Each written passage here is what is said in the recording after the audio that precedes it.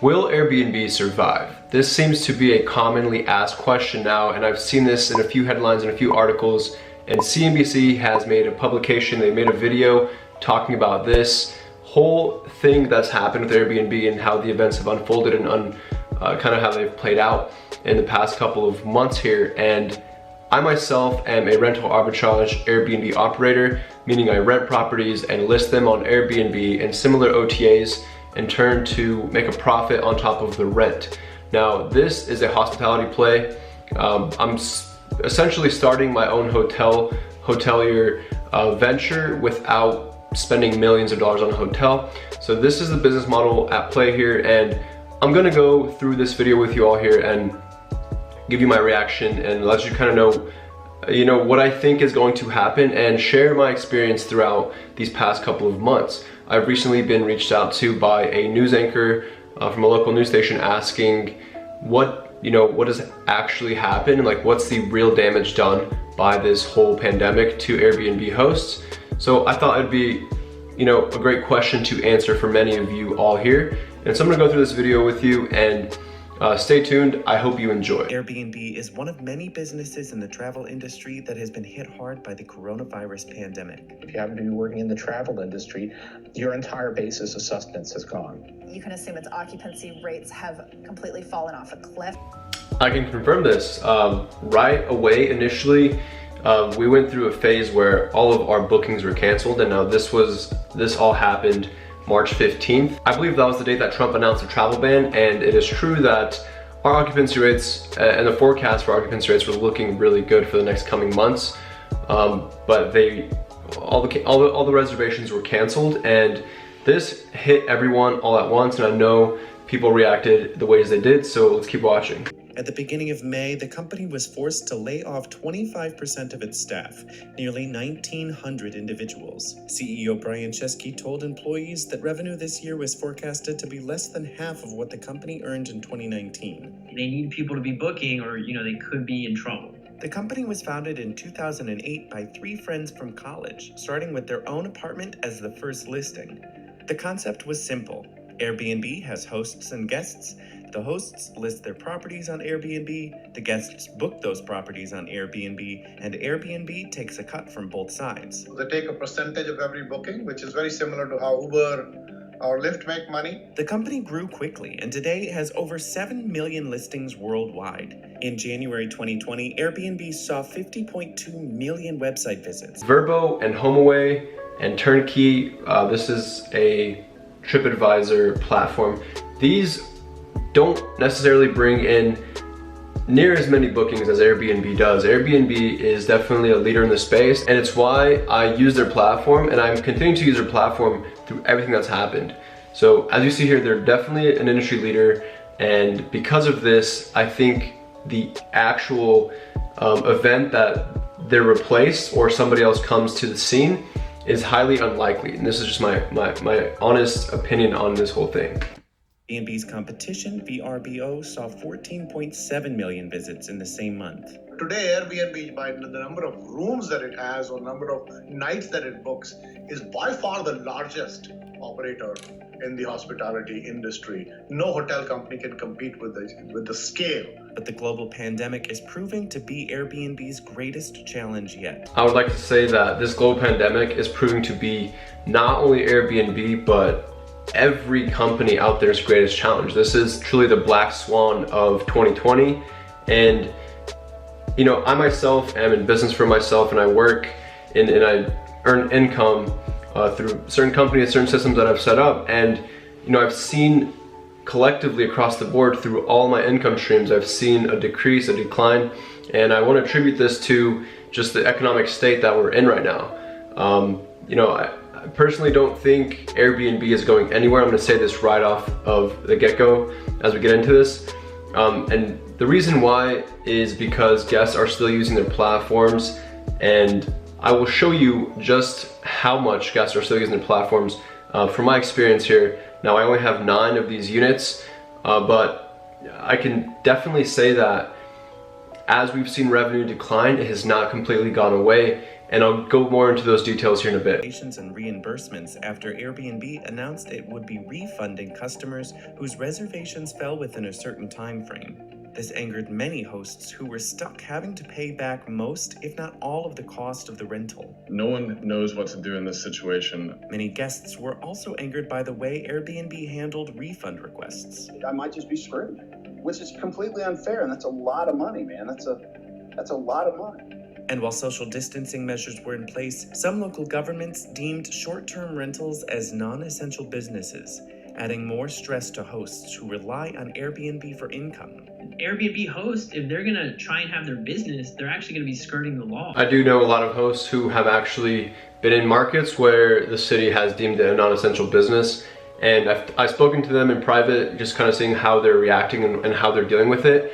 And most of them, actually I would say all of them who I've spoken to, did not close up their Airbnbs for this time. They all operated under the radar, flying under the radar. And this brings me to one of these points that I'm gonna make here is, the reason Airbnb is so big is because nobody has been able to stop this growth, this exponential growth that you saw in the beginning, right? They have over 7 million listings on their platform.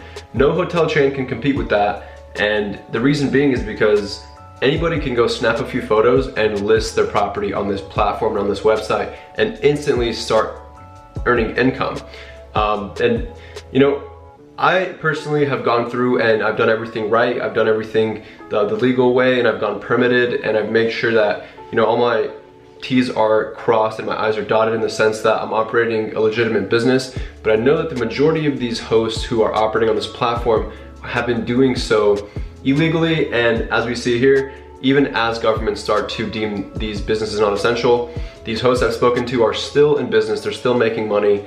And this goes even as far as, you know, let's say your city that you're operating in, let's say they deem Airbnbs illegal, or they try to shut them down, or they try to heavily restrict them, hosts are still flying under the radar, and that's because nobody really knows how to enforce these. Now, I know there's a few companies that have popped up specifically designed to enforce non-regulated, non-permitted rentals, but I don't know how effective they are yet, and I think within the next couple of years we will see some sort of shift here that has not been seen yet. And I do, you know, I experienced this whole thing where they sided with the guests, and we quickly got many cancellations against our cancellation policy.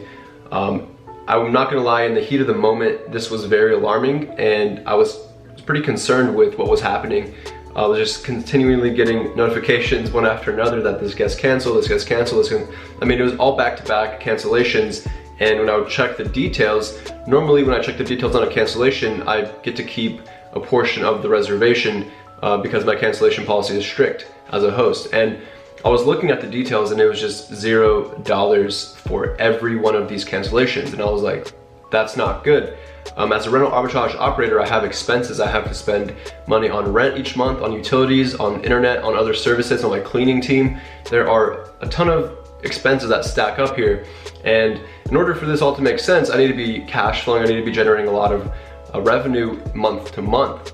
And what I experienced right off the bat was just completely unexpected. And as this individual who's being interviewed here, this other host, he was saying that it was totally unexpected and nobody knew what to do. I luckily was very aware and on top of everything that happened, all these changes that were happening, and I adapted quickly.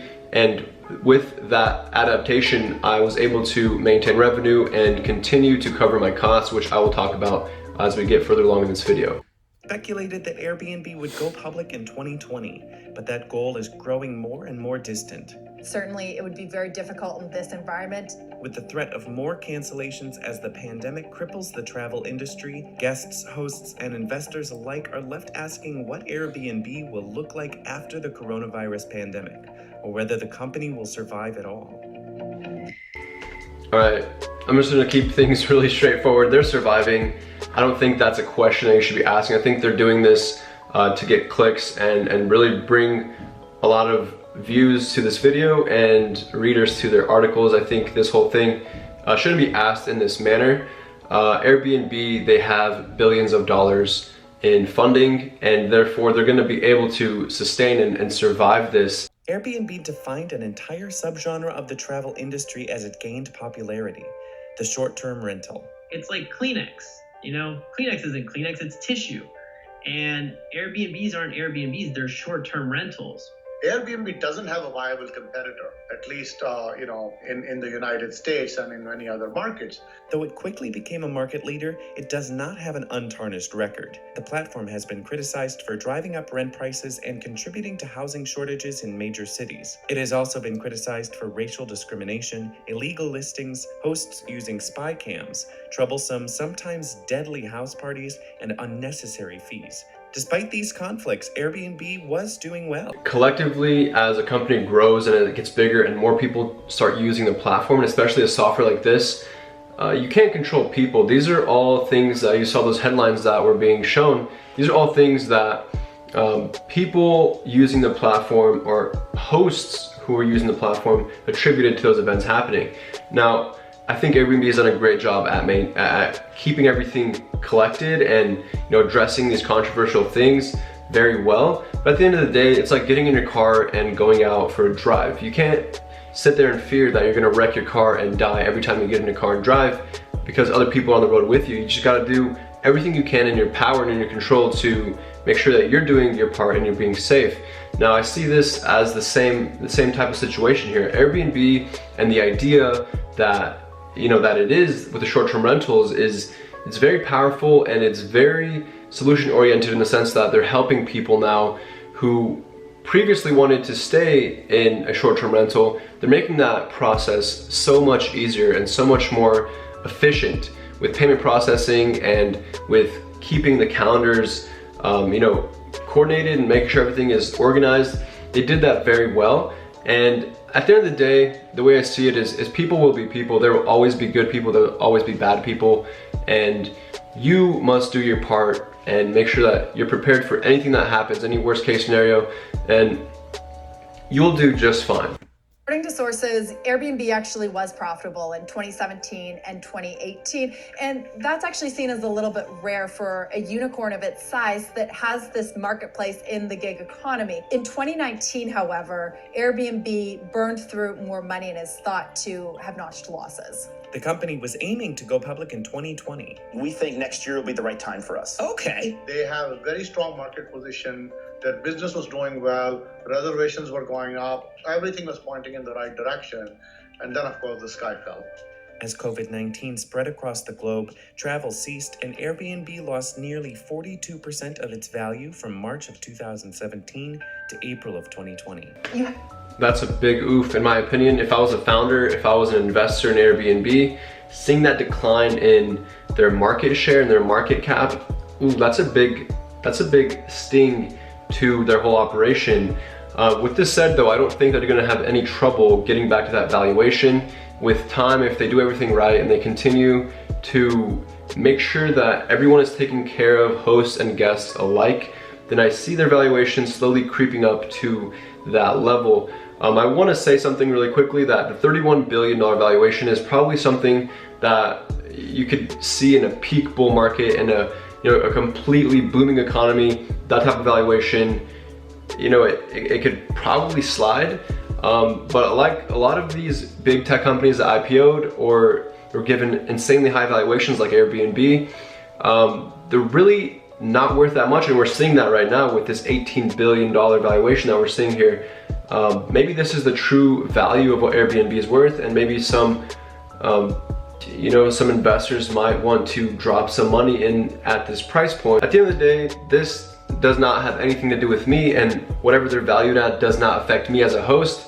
As long as they're not going out of business and as long as they're not going bankrupt, I'm completely, unbiased, or I don't have any emotion towards what their valuation is, simply because of how great their platform is to use for what we're doing here and for my business. To ask, did Airbnb wait too long to go public?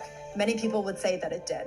On March 14th, 2020, Airbnb announced an extenuating circumstances policy that suspended the cancellation policy set by Airbnb hosts. If a guest booked a trip on or before March 14th, with check-in dates between March 14th and April 14th, that guest was allowed to cancel eligible trips without penalty. The policy was extended to allow guests with reservations up until May 31st and then again to June 15th to be eligible for either an Airbnb credit or the more selective option, a full cash refund. In any two-sided market, you always have to figure out who you're going to subsidize more and who you're going to actually screw more. We definitely did get screwed. We got at least $5,000 in cancellations wiped off of our calendars in just a couple of days' time. And within 3 days, we had no bookings and no reservations for the month of March all the way into the rest of 2020. Now, this was very alarming, like I said before, but I didn't panic. I didn't quickly get out. I didn't sell all my furniture and terminate all my leases, which I know a lot of Airbnb hosts did. I've heard a lot, even in my YouTube comment section, a lot of hosts saying, you know, I'm done with this, I'm throwing in the towel, I'm quitting, I can't do this anymore. I did not have that reaction simply because I was prepared. I would say I was more prepared for this than others in the sense that we have cash reserves, we have money that we could use to continue on, you know, spending to cover our expenses. And we also went to renegotiating costs right away. I was able to bring down rents on a few of my properties. I'm only paying the owner's mortgage until this whole thing is over. So it's kind of like this pandemic, you know, adjustment that we've come to an agreement with. And I know that throughout this whole time, there are certain people who aren't even getting rent from their tenants. There are certain tenants who are unemployed. They're no longer able to pay rent. And this has caused a lot of problems for property owners and landlords and people who are renting to tenants. You know, luckily I'm in a position where, you know, obviously they're not getting their premium rent that we agreed upon when I signed the lease, but they're getting something to cover their costs. They're not coming out at a loss at the end of the day. So that is one of the adjustments I made, and it was a very good move to make right off of the bat. You know, right away, making that move has saved me thousands of dollars, and will continue to save me thousands of dollars until this has all played out. Cancellations are a detriment to the host's bottom line. That's why on Airbnb's platform, the hosts choose the cancellation policy they are comfortable with. They made a policy change that overrode every single partner's cancellation policies. They made the decision to give guests who fit a specific window a 100% refund, regardless of whether, you know, you as a host had chosen strict, moderate, or flexible.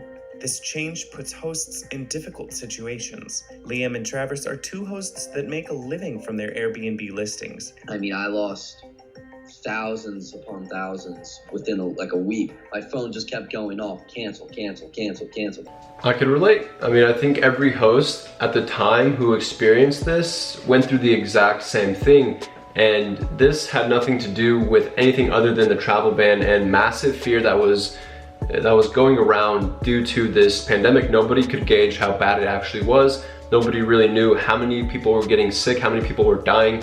This kind of was just a mass hysteria, and this all happened around the same time that grocery stores were empty out of toilet paper, that everyone was running out of toilet paper, hand sanitizers. This type of you know, fear that was going around, that was circulating, could cause a lot of people to panic.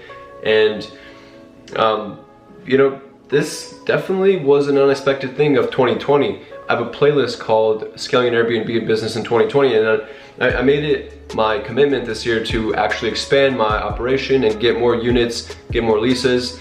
And this definitely was a slap in the face throughout this whole time.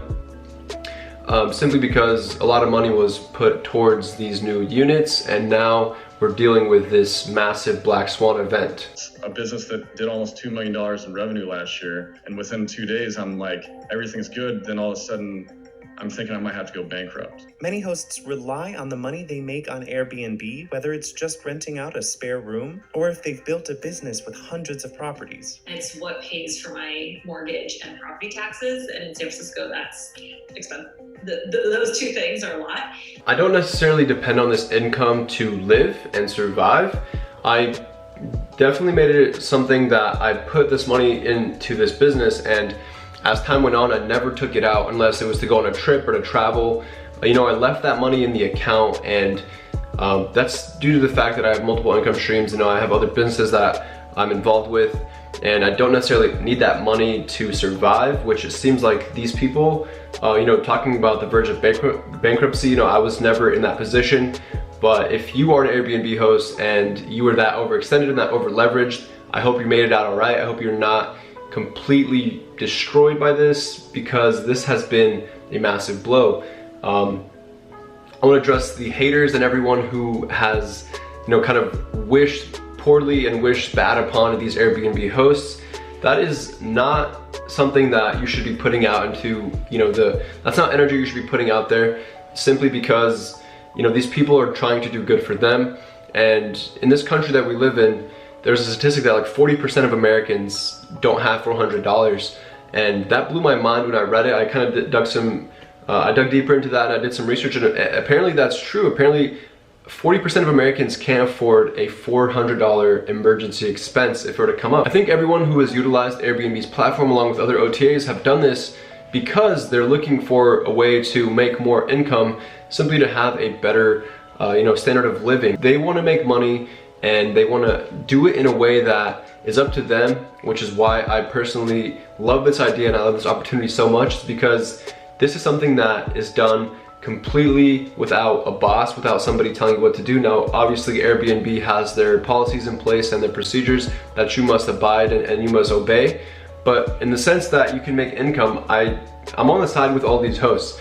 If you think that you can earn your wage by working, and you want to do that for the rest of your life, then congrats. That's something that you are completely entitled to do. And if there's opportunity that comes out there and opportunity that presents itself in the sense that you can earn income, maybe it's a side hustle or maybe it's something that you want to do full time, don't bash on people who are taking that leap and making that leap of faith, because those people are out there to better themselves and to better their lives.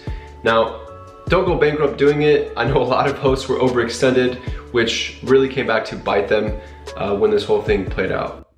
Have shifted their business model to compensate. There's multiple ways that I can handle this. I can either sit back and blame Airbnb for the whole situation, or I could kind of take action into my own hands and try to pivot my business model so that I can make it through these challenging times, which luckily I did. Travis created a guide for other Airbnb hosts discussing ways to save their businesses during this global pandemic. And Travis, along with many hosts, have turned to longer rentals, especially for those in the healthcare industry, to make up for the loss of short-term vacation rentals. And Airbnb has supported this strategy. We are in the same position right now. I'm in a city where there are two major hospitals. There's two very big hospitals here, and we have been able to accommodate respiratory therapists and travel nurses through this time, and it has definitely helped our revenue tremendously. And I'll go into my calendar here to share that, just so you are kind of seeing the outcome of hosting somebody for 3 months at a time versus those 2-day bookings that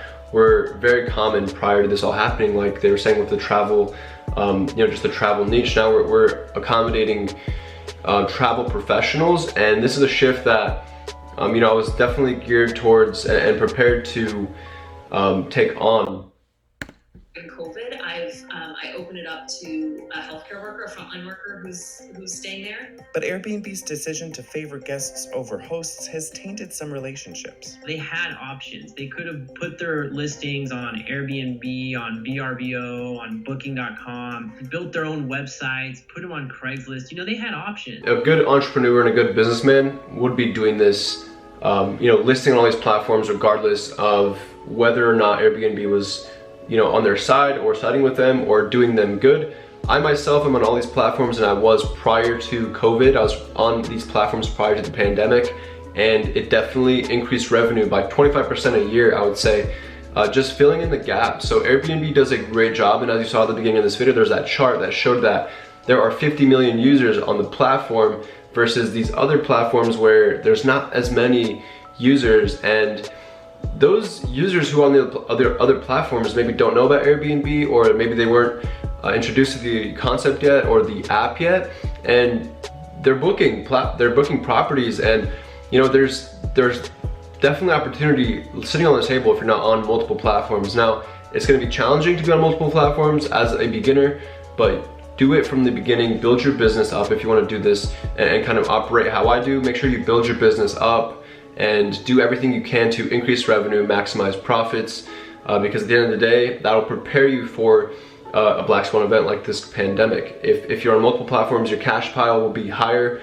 and you'll have more of a safety net to catch you if everything goes south. Completely broke the trust for a lot of these hosts. The relationship with Airbnb, I mean, it was great. I mean, the customers just kept on coming, especially in Pittsburgh where the market's not too saturated. And then with the coronavirus now, it's just a new challenge. The CEO, Brian Chesky, faced backlash over the extenuating circumstances policy. Brian Chesky is seen as an innovator, but also somewhat of an operator. He will be truly challenged over the next year to navigate Airbnb's way through this crisis. He later apologized for making that decision without the host community. I wanted to say this to you right now. I am sorry. I'm sorry we didn't consult you as partners.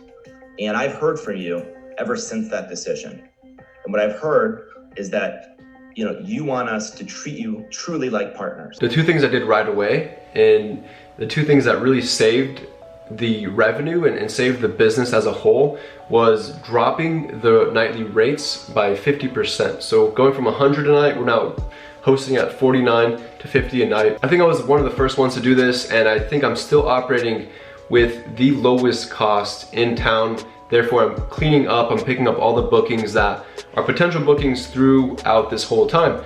And that change that I initially made from the first day that we started losing bookings went ahead to prove that it was the right decision, and we definitely did not struggle to get through these very hard months of April and May with COVID-19. Other hosts not so lucky. I know I've spoken to hosts who are in expensive markets like Los Angeles and other really expensive, high cost markets, and they're not having the same result. And I wish you all well. I hope you get through this once again. And if you're a host watching this that is in a position where you're thinking about quitting, try to adjust, try to innovate in the sense of how you operate and what you're doing. And there's always going to be an option, there's always going to be an alternative to what you have to do now. Airbnb said that, with our new policy, you're going to get 25% of what you should have had. So that sounds like you're going to get 25% of your booking, but really it's 25% of the 50% that you would have had. So a lot of the hosts are doing the math, and really that's just 12.5%. I'll attest to this. I got $300 back from Airbnb. I think something around, it was like almost $400, which was nothing, but at the end of the day, like I said, I wasn't needing that money. I wasn't depending on that money. I had already readjusted. I had already reacted in the right manner, and we're staying profitable. We've been profitable through this whole thing. This right here was just, one of those things where like, yay, I have an extra 400 in my account. Not necessarily needing this money. I had already come to terms that that money was lost forever. And they did something at the end of the day. That $250 million helped in a very small way, but I think it was pretty pathetic on how they dealt with it. All this adds up to a pretty unstable future for Airbnb, at least for the immediate future. What it will take for Airbnb to get through this is, first of all, regain trust of the host. I'm right here. I've been using their platform. I never lost trust with them. I understood that what was happening was this one-off event that would probably go down in history forever. And I'm still gonna use their platform for as long as I can. Obviously, if they're gonna continue making poor choices and they're gonna run hosts out of the platform, that leaves more, I guess, market share for me to take over. And you do what you do at the end of the day. If you're looking into getting into this business, then go for it. I personally think Airbnb is here to stay, and it's gonna take a lot to take them out. Hospitality was definitely one of the industries that took the biggest hit. I think it took the biggest hit throughout this whole pandemic, and that is because of the mandates to stop travel completely. Now, when the economy is back to normal, somewhat normal, people need sleep. At the end of the day, this is how I see it. This is a very stable and foolproof business because you're not selling people a want. For example, if you're selling somebody a piece of clothing or let's say a watch, that's not necessarily something that they need. They want that new piece of clothing for whatever reason. Most people in America have closets full of clothes that they never wear.